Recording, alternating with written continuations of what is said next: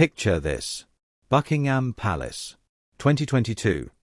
The entire world is watching King Charles III take the throne. Cameras flash. Crowds cheer. It's supposed to be the happiest moment of his life. But behind those gilded gates, something else was happening. Something dark. Something Charles never expected. His youngest brother, Prince Edward, was about to drop a bomb that would shatter the carefully crafted image of royal unity. For decades, we've been fed this story. The royal family. Together. Strong. United. Charles, the wise older brother. Edward, the loyal younger sibling who never caused trouble. But here's the truth they didn't want you to know. These two brothers have been at war for years. Not with swords or armies. With something far more dangerous. Money. You see, Edward was never supposed to be in the spotlight. While Charles was being trained to be king, Edward was quietly building his own life. He worked in theatre. He produced TV shows. He stayed out of trouble. But that didn't mean he wasn't watching. That didn't mean he wasn't paying attention. And then, in 2020, everything changed. A man named Stuart Marcus died. He was a toy tycoon. Rich. Powerful. And he left behind a family trust worth nearly £15 million. That money was supposed to go to his two sons, Edward and Jonathan. Simple, right? Wrong. Because here's where it gets complicated. Jonathan claimed Edward wasn't really Stuart's biological son. He had DNA evidence to prove it. And that changed everything. If Edward wasn't a blood relative, should he still get the money? Charles saw an opportunity. Sources say he quietly supported Jonathan's case. Why? Because if Edward lost, the money could go back to the crown. Or worse, the whole messy story could stay buried. Charles didn't want the world knowing about secret trusts and hidden inheritances. He wanted it all to disappear. But Edward wasn't having it. He hired the best lawyers money could buy. They dug through years of documents. They found a legal loophole that Charles never saw coming. And when they presented their case, the judge made a shocking decision. Edward was entitled to every single penny. DNA didn't matter. Blood didn't matter. The trust's wording was clear. Charles was furious.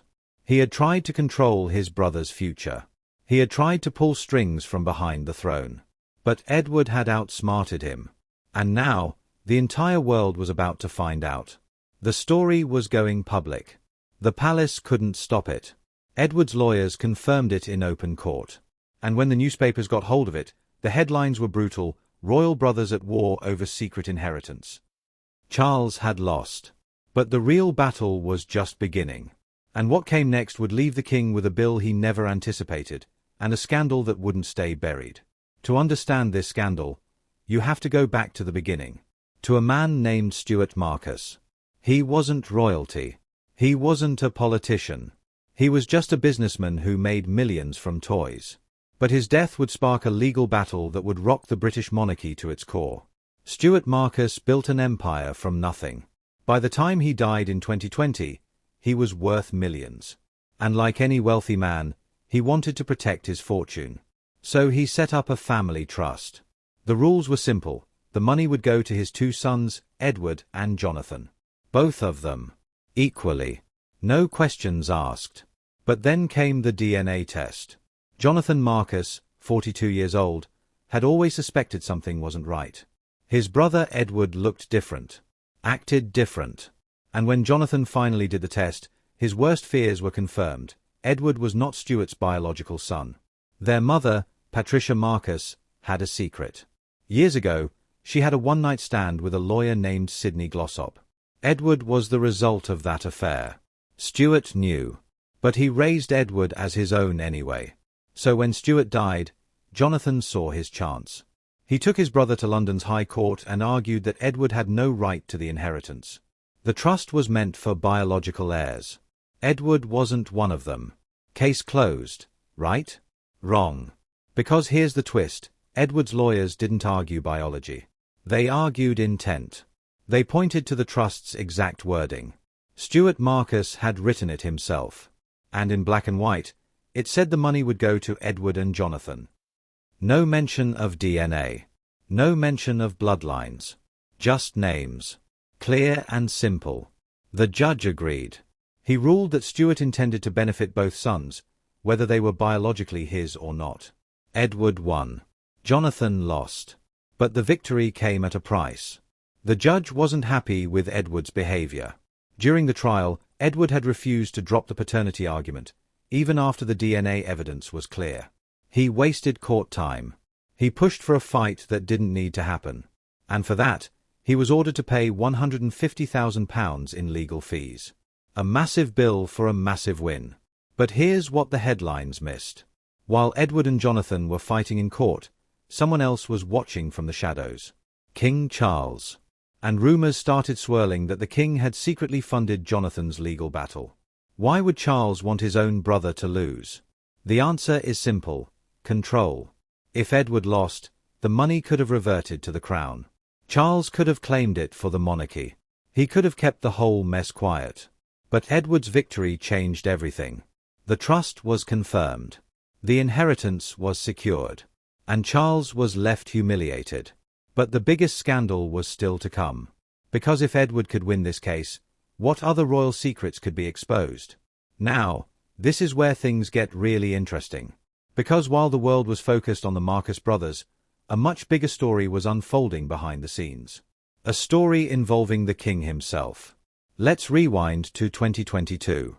Charles has just become king. He's supposed to be focusing on his new role. But instead, he's reportedly obsessed with one thing: his brother's inheritance. Why? Because if Edward was not legally Stuart Marcus's biological son, the money could have gone somewhere else. Somewhere Charles could control. Sources say Charles believed he could stop Edward from getting the inheritance. He reportedly argued that the trust was meant for biological heirs only. He tried to use his influence. He tried to pull strings. He even had private conversations with people close to the case. But Edward's lawyers were too smart for that. They had documents. They had proof. And they were ready to fight. This isn't the first time the royal family has tried to hide money. In fact, they've been doing it for over a century.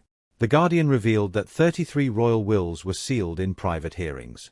That's a total of £187 million in hidden assets. Among them, the Duke of Windsor's will. The same king who abdicated for Wallis Simpson. When he died in 1972, the world thought he was penniless. But in reality, he left behind property, jewels, and cash that were never made public. The courts sealed his will to protect the monarchy's image. This is the system Charles inherited. A system built on secrecy. A system designed to keep the public in the dark about how much money the royals really have. And Edward's case threatened to tear that system apart. If a court could rule that a non-biological child is entitled to an inheritance, what else could be challenged?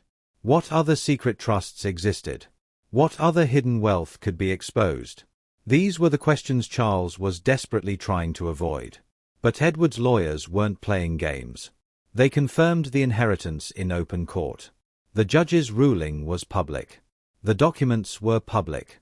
And once they were out there was no taking them back. Charles was left humiliated. Not because he lost money, he wasn't even a party to the case. But because his efforts to control the situation had failed. The world now knew that the royal family wasn't as united as they claimed. They knew about the secret trusts. They knew about the hidden wealth. And worst of all, they knew that Charles had tried to stop his own brother from getting what was rightfully his. The palace spin machine went into overdrive. They tried to downplay the story. They tried to shift the focus. But some leaks can't be contained. And this one had already spread across the globe. Edward had won. Charles had lost. And the monarchy was never going to be the same. Winning an inheritance isn't always a happy ending. Just ask Prince Edward. He may have secured his share of the £14.5 million trust, but the victory came with a hefty price tag. And some people are questioning whether it was worth it. Let's talk about the £150,000 legal bill. That's the amount the judge ordered Edward to pay after the trial. Why? Because Edward refused to drop the paternity argument, even after DNA evidence proved he wasn't Stuart's biological son. The judge called Edward's approach unrealistic. He said Edward wasted 75% of the court's time arguing about biology instead of focusing on the trust's wording. That's a massive amount of money for a single legal battle. But here's the thing, Edward's lawyers argued that he was the successful party in the case because he remained a beneficiary. The judge disagreed. He pointed out that Edward could have won a lot faster and cheaper if he had just accepted the DNA evidence from the start. Instead, he dragged the case out. He made it personal. And he paid the price for it. So what does Edward have to show for all that fighting? He got his inheritance. But after legal fees, taxes, and other costs, his share of the £14.5 million might not be as huge as it sounds. And he's still paying off that court bill. Some say it's a small price to pay for the message it sent. Edward could beat Charles. Because let's not forget who was watching from Buckingham Palace. Charles. The king himself. Rumours suggest Charles quietly funded parts of Jonathan's legal battle. But the palace has never officially confirmed or denied these claims. It's one of those stories that hangs in the air, unproven but impossible to ignore. If Charles did fund Jonathan's case, it would be a betrayal of the worst kind. A brother funding a lawsuit against his own sibling. All to keep a secret inheritance hidden. All to maintain control over royal finances. It's the kind of drama that makes for great headlines, and even better YouTube videos. But without concrete proof, it remains speculation. What is clear, though, is that the case has left a scar on the royal family. Edward and Charles may appear cordial in public, but behind closed doors, the trust is gone. The inheritance case showed the world that the brothers are not allies. They are rivals. And when it comes to money, even family loyalty has its limits. Edward won the war but lost a battle. And Charles never expected the court documents to become so public. Now, the whole world knows, the royals aren't as united as they pretend to be. And that's a damage that can't be undone with titles or ceremonies. The Marcus case wasn't just about two brothers fighting over money. It was a window into a much bigger problem. A problem that's been festering inside the British monarchy for over a century. The refusal to be transparent about wealth. Here's something that will blow your mind. The Guardian uncovered something shocking in 2022. 33 royal wills were sealed in private hearings. That means the public was never allowed to see what these royals owned when they died. The total value of those hidden assets? A staggering £187 million. Let that sink in. £187 million. Hidden from the public. Hidden from historians. Hidden from everyone. Among those sealed wills was the Duke of Windsor's. The same king who abdicated for Wallis Simpson. When he died in 1972, the world believed he was almost penniless. He had been living in Paris, exiled from his own country. The story was that he died a sad, lonely man with very little money. But the truth? The Duke left behind property, jewels, cash, and none of it was made public. The courts sealed his will to protect the monarchy's image. They didn't want anyone knowing how much wealth the royals really had. Even decades after his death, the secrecy continued. This is the system Charles inherited. A system built on hiding. A system designed to keep the public in the dark. And when Edward's case went to court, it threatened to shatter that system. If a court could rule that a non-biological child is entitled to an inheritance, what else could be challenged? What other secret trusts existed? What other hidden wealth could be exposed? These were the questions Charles was desperately trying to avoid.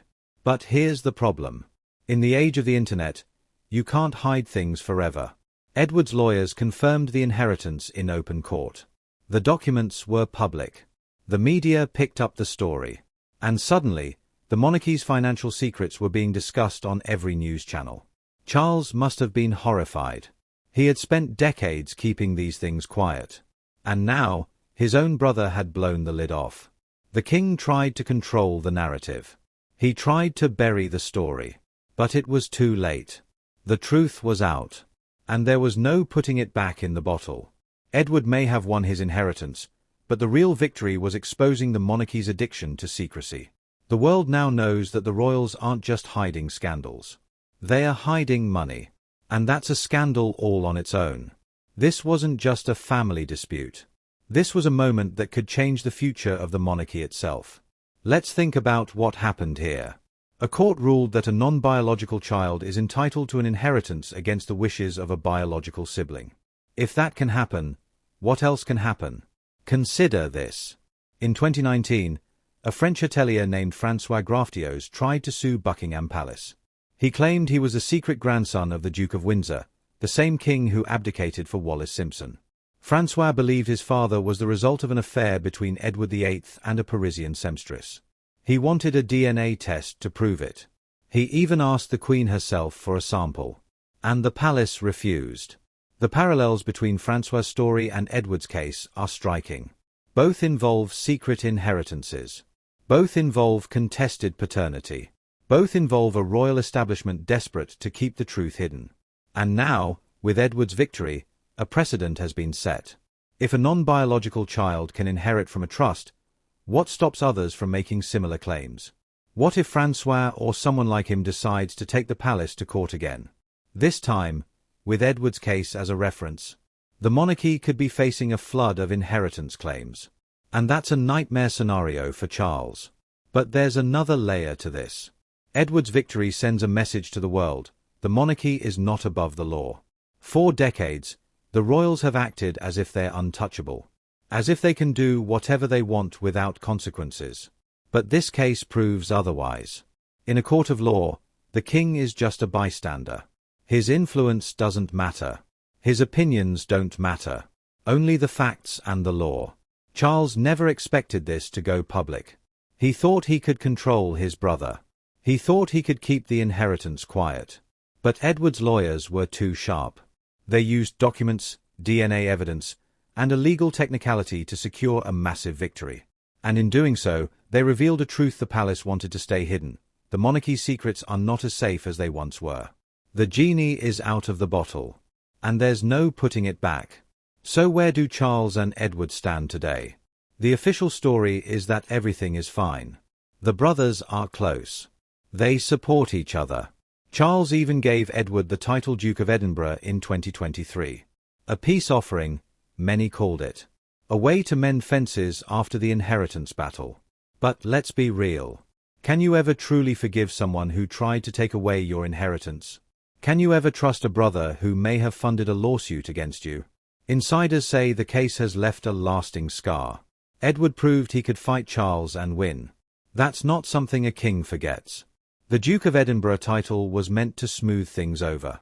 But Edward's acceptance of it doesn't erase the court battle. If anything, it makes Charles look weak. Think about it. Charles gave his brother a title he had always wanted. But he only gave it to Edward after Edward had already taken him to court. It's not a gift. It's a concession. A sign that Charles couldn't control his brother, so he had to bargain with him instead. The power dynamic has shifted. Edward used to be the quiet one, the loyal one, the one who never caused trouble. But now, he's proven he can be a threat. And Charles knows it. Meanwhile, that £150,000 legal bill is still hanging over Edward's head. He's reportedly still paying it off. Some say it's a small price to pay for the message it sent: Charles is not untouchable. Others say it's a reminder of the cost of ambition. Edward got his inheritance, but he also got a mountain of debt. And what about Jonathan? He lost the case. He didn't get the money. But he did get his day in court. He proved that Edward wasn't Stuart's biological son. He exposed family secrets that had been buried for decades. And in doing so, he played a key role in one of the biggest royal scandals of the 21st century. Charles may be the king, but in the courtroom, he was just a spectator. His influence didn't matter. His title didn't matter. The judge made the decision. And the world was watching. Edward's lawyers confirmed the inheritance. The world is still talking about it. And Charles will never forget what his brother did. When the dust settled, one thing became clear. Edward's legal team pulled off something the palace never expected. They forced the truth into the open. They proved that a non-biological heir could still win against all odds. And they showed the world that the royal family's financial secrets are not as sacred as they pretend. Let's recap what happened. A toy tycoon died. He left behind a family trust worth millions. His biological son tried to cut his brother out. But the court ruled that intent matters more than DNA. The trust's language was clear. Both sons were entitled to the money. End of story. But that's not the real story. The real story is about Charles, the king, the man who tried to control everything. He wanted to stop Edward from getting the inheritance. He wanted to keep the whole messy affair quiet. He may have even funded the other side. But in the end, none of it mattered. The court made its decision, and Charles was left humiliated. Not because he lost money. He didn't lose a penny. But because he lost control. He lost the battle of public perception. The world now knows that the royal family is not as united as they claim. They know about secret trusts. They know about hidden wealth. And they know that even brothers can become enemies when money is involved. Edward may have paid a hefty price. £150,000 in legal fees is nothing to sneeze at. And his relationship with Charles may never fully recover. But he also earned something money can't buy. The truth. The truth about his inheritance. The truth about his family. And the truth about the monarchy's addiction to secrecy. That truth is now public knowledge. And the palace can't take it back. The documents are out there. The court rulings are out there. The world has seen what the royal family tried to hide. And no amount of spin or PR can change that. So what's next for the monarchy? More scrutiny. More questions. More demands for transparency. Edward's victory has opened a door that can't be closed.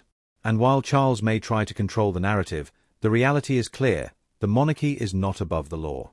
And when it comes to money, even the most powerful families have to play by the rules. The final verdict: Edward won. Charles lost.